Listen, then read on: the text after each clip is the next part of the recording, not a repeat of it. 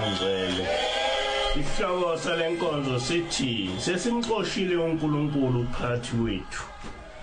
Kulevi 20 verse 26 uJehova uthi ibani ngcwele ngokuba mina Jehova uNkulunkulu wenu ngingcwele. Nginihlukanisile nabezizwe ukuba nibe ngabami. Kunyumeli 6 verse 3 to 6 uJehova uthi uma umuntu enza isithembiso sobuNazaretha uyozahlukanisa newayini nophuzo olunamandla.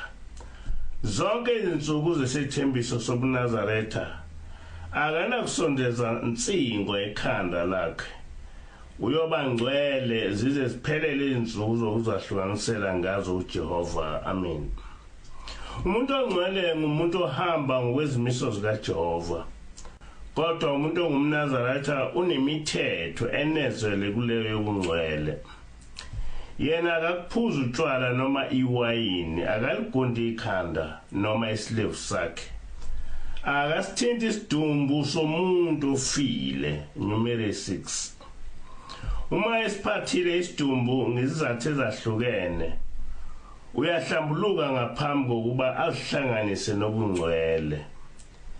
Eqaleni ukuba ngumNazaretha kwakuyisifungo esithatha isikhathi esithile kufana nokuzila. Kodwa emva kwesikhathi kwaba nabantu abazalwa baze bafe bengamaNazaretha njengoSamson nomprofeti uSamuel. Noma ungaveziwe eBhayibhelini kodwa umlando usifundisa ukuthi uYeshua kanye nabalandeli bakhe babe ngamaNazaretha. UmNazaretha ke ngumuntu impilo yakhe yonke oyihlukanisele uNkulunkulu. Ungumuntu ngaso sonke isikhathi ophila impilo yobungcwele. Kumthandazo wokuvuka ukulala noweSabatha kunamavesi afanayo athi khumbula ukuthi namuhla usuwenze izivumelwano noJehova uNkulunkulu wakho sokuthi uyohlala endlini kaJehova kuze kube sekupheleni kwensuku zakho. Lokho kusho ukuthi ngokuba umNazaretha kumele uhlale wazi ukuthi usuthathe isifungo sokuthi usiyophila impilo yobungcwele uze ufe. Kodwa ukuba ngcwele akusiyo into elula engaphilwa noma ingubani. Yikho kuhlabelelo 143 uShembe ethi ukukholwa kwethu kulobu Nazaretha kulidwala elibushelelezi elehlula abaningi. Wena uyathanda ukusilandela lapha siya khona. Uboqale uthenge isibindi uma ufuna ukuya lapha siya khona. Indlela incinyane inametsha inameva ihanjwa ngabambalwa lapha siya khona.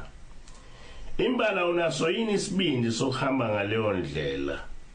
Ilidwala elibushelelezi lehlula abaningi. Wozani maqhawe hlabani umkhosi niwavikele amagwala hlomani ngamandla. Amen. Nempela kunjalo sibaningi siya sikhethe inkosi njengokwejwayelekile. Kodwa emva kwalokho abanye bangayiphili impilo kuNazaretha. Njengamanje maningi amaNazaretha abalelwa isigidini. Kodwa ngazi ukuthi uma kungafika inkokhelo yasezulwini bangaki ongathiwa bangamaNazaretha. Kuhlabelelo 10 uShembe uthi umuzi wamaNazaretha lapha siya khona ukhazimula ngaphezulu kwelanga nenyanga. Umkhokheli wakho namunye kuphela nguJehova kuphela inkosi enamandla. Asazi-ke ukuthi lo muzi ekufeni kwethu esizwa kuwo othi uShembe ungowamaNazaretha bangaki abayongena kuwo. Iqiniso libonwa noma ubani ukuthi ubuNazaretha njengenkolo kaMenzi wezulu nomhlaba sesiqedile. Kusele abantu abathi bangamaNazaretha. Abaningi bavele bahlanganise naleli bandla becabanga ukuthi libandla lifana namanye amabandla. Kodwa akunjalo. Kule ntshumayelo ngizocaphuna izintshumayelo zenkosi ilanga eyaze yahamba emhlabeni isifundisa ngalobu Nazaretha. Lezi zintshumayelo zisencwadini kaAdvocate Mnyandu esihloko sithi izintshumayelo zenkosi ilanga. noma ngingawavezanga amakhasi kodwa zonke zisencwadini eyodwa. Njengoba sengichazile ngaphezulu kwayo yonke imithetho kaNkuluNkulu, umNazaretha akakuphuza utshwala, akagbundi, futhi akasithinti isidumbu somuntu ofile, ngaphandle uma kunesidingo sokwenza lokho. Ngaphezulu kwalokho singamakholwa agcina isabatha, futhi ngokwaleli ibandla asingene endlini yesonto sifake isicathulo. Ake sizwe ukuthi inkosi ilanga yayihlale isikhumbuza ithini ngenqubo yaleli ibandla lophezulu konke. Nelavuselelwa ngumqali wendlela. Evuseleni lobuNazaretha inkosi ilanga yakhuluma kanje. Waqala futhi uShembe ufundisa abantu ukuba bangasigondi izinwele zabo.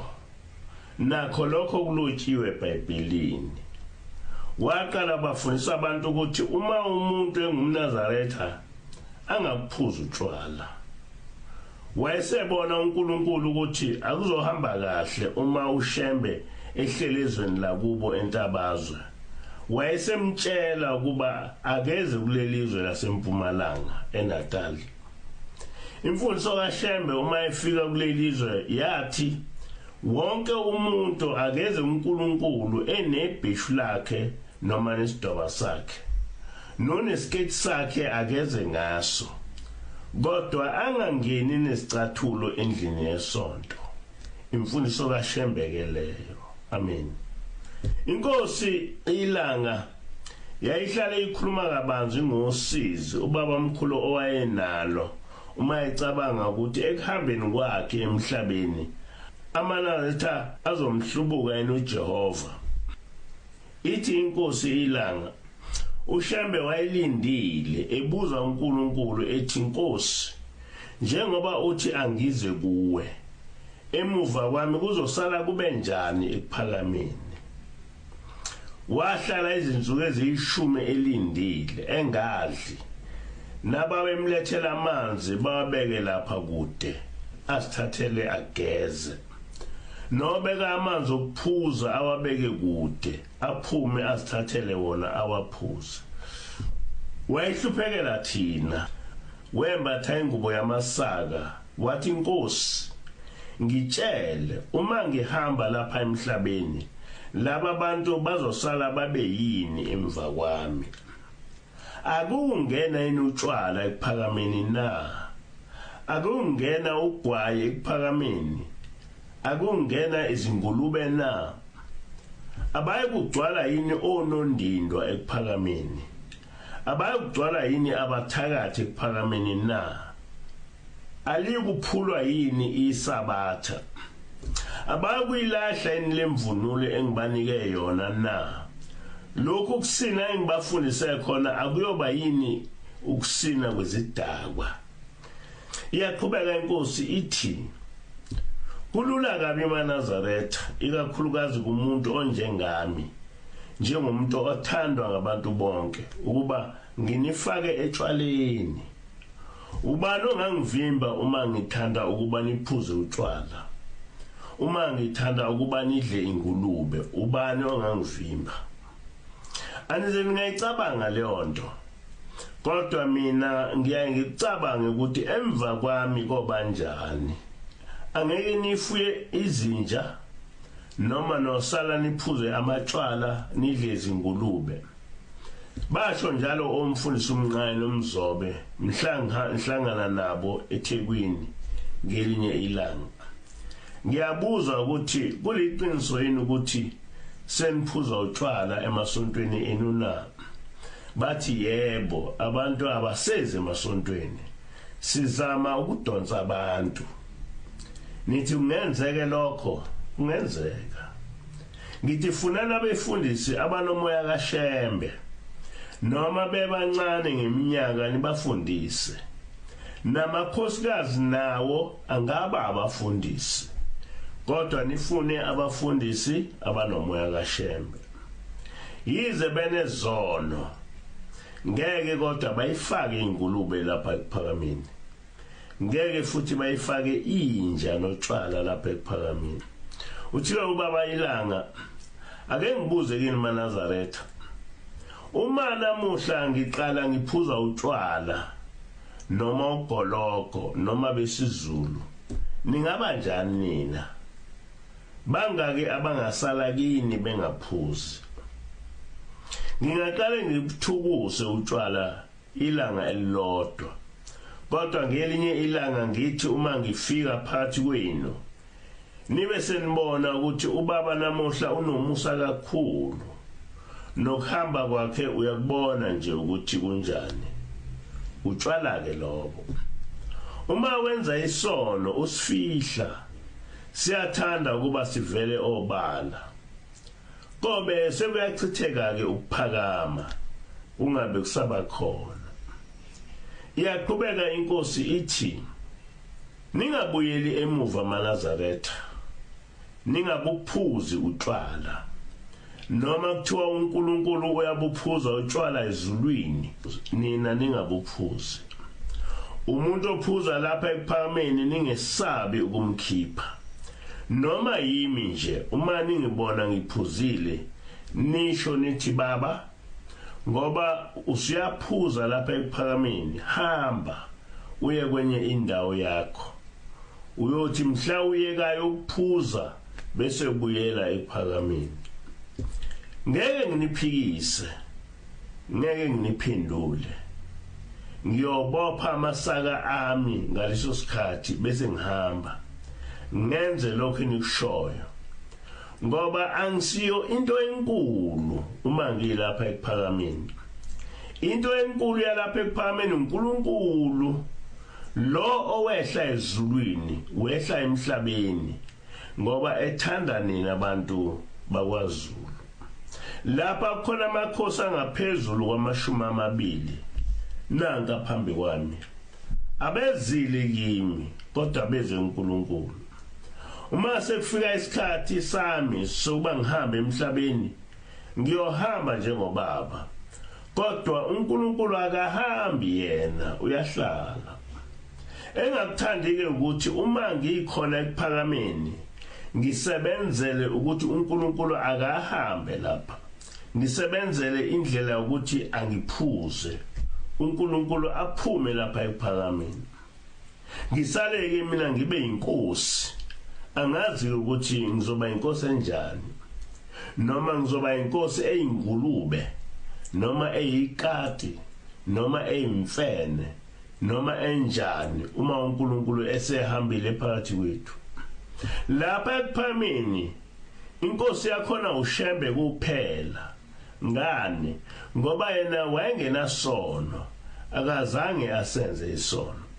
Kwathi uma ehamba emhlabeni ubuNazaretha bakhula abaze bancipha, ubungcwele bakhe bakhula. uShembe usishiye lapha sikhanya sikhazimula.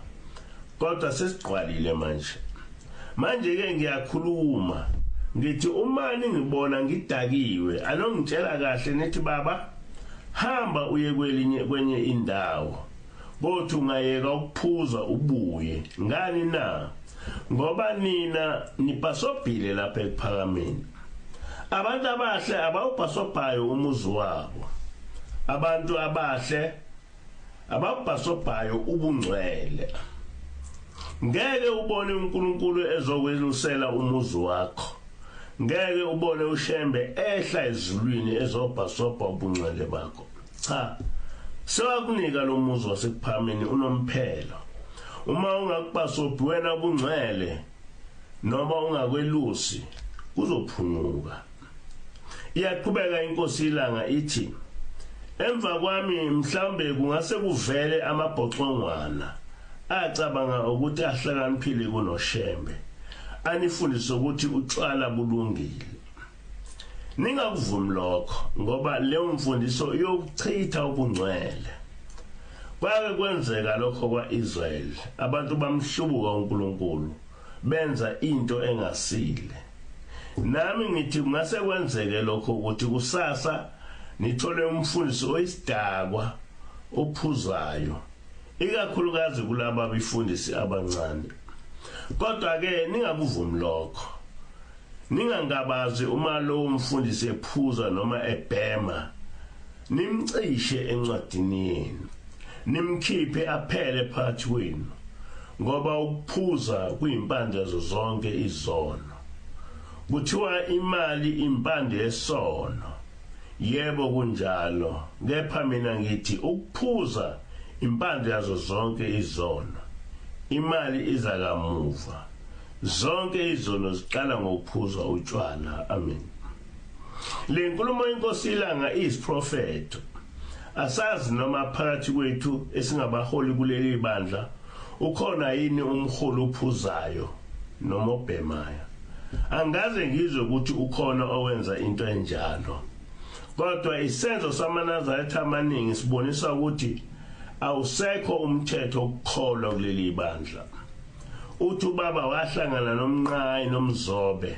okwangabafundisi abahlubuka lapha ekuphakameni bazakhela amabandla abo wathi uma ebuza ukuthi kuliqiniso yini ukuthi sekuyaphuzwa emabandleni abo bathi yebo ngokuvumela ukuphuza enkonzweni bathi badonsa abantu ithi-ke inkosi uma mina ngingase ngiphuze kunganjani lapha ekuphakameni onke amaNazaretha ayophuza bese uNkulunkulu uyabaleka phakathi kwethu namhla amaNazaretha asephuza utshwala agunda amakhanda ahlekisa ngobuNazaretha ngezindlela eziningi engezibale lapha encwadini yamaHubo kubhalwe kahle ukuthi lezi hlabelelo zimiselwe imigidi engcwele kuphela kodwa manje usufica ushawa ngazo ingoma kunezibukeli zasemhlabeni